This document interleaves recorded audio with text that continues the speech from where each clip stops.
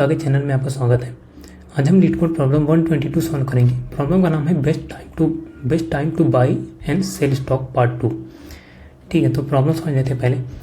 इसमें हमें एक इंटीजर एरे दी गया है प्राइस, जो कि प्राइसेस ऑफ आई जो है उस दिन का ith डे का स्टॉक का प्राइस बता रहा है। ठीक है, और हमें मैक्सिमम प्रॉफिट निकालना है और हम जितनी बार चाहें बाई और सेल कर सकते हैं स्टॉक को, लेकिन एट द टाइम हमारे पास एक ही स्टॉक होना चाहिए। ठीक है, और इसमें हमें बताया कि किसी भी दिन हम बाई कर सकते हैं और किसी भी दिन सेल कर सकते हैं, और जिस दिन सेल किए हैं उस दिन भी हम बाई कर सकते हैं।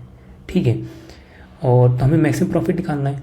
तो इसको सॉल्व करने का सबसे आसान तरीका इसका यही होगा कि जैसे हम जो है जितने भी इंक्रीजिंग पेयर हमें मिले, जैसे मान लो ये और ये है, ये तो डिक्रीजिंग में है, जैसे ये दोनों है। अगर एरे में जितने भी इंक्रीजिंग पेयर मिले ऐसे, तो उसमें से हम प्रॉफिट मान लेंगे। जैसे ये इंक्रीजिंग पेयर है हमारे पास, तो ये मान लेंगे कि इस दिन हमने बाई किया है, इस दिन सेल किया है, तो इसका प्रॉफिट 5 - 1 4 हो जाएगा ऐसे। ठीक है, जैसे एग्जांपल के लिए यहाँ पे एक पेयर हो गया, फिर दूसरा पेयर देखो यहाँ 3 और 6 इंक्रीजिंग पेयर कह रहा हूँ मैं। ठीक है, 3 पे बाई किए, 6 पे सेल किए, तो टोटल क्या हुआ देखो 5 - 1 4 प्लस 6 - 3 3, तो टोटल 7 हुआ हमारे पास। ठीक है, तो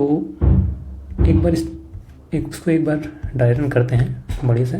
देखो मान लो हमारे पास ये आई है, हाँ ये इस वाले इंडेक्स पे है। ठीक है, 0th इंडेक्स पे है, तो हम स्टार्टिंग में तो आई इसके पास है नहीं कुछ, I - 1 कुछ है नहीं कंपेयर करने के लिए, तो ये आगे बढ़ेगा। ठीक है, यहाँ आ गया है।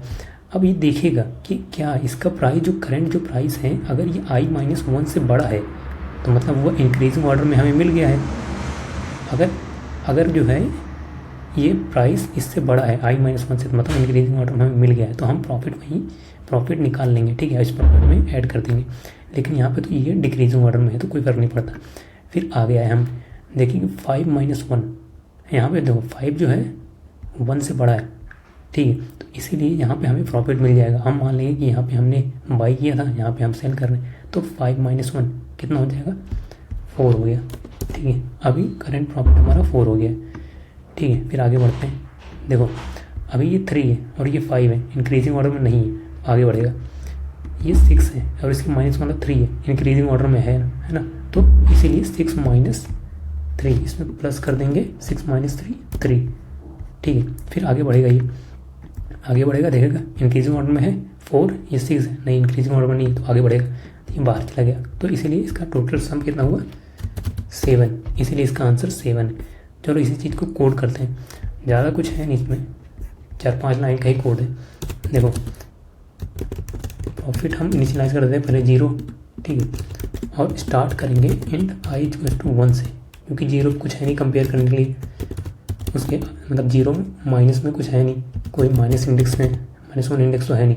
प्राइसेस डॉट लेंथ हुआ, फिर I ++। ठीक है, फिर चेक करेंगे कि करंट जो प्राइस है, प्राइसेस ऑफ I, अगर ये बड़ा है प्राइसेस ऑफ I - 1 से, ठीक है, तब हम अपना प्रॉफिट इसमें सम कर देंगे, plus = prices of I minus prices of I - 1।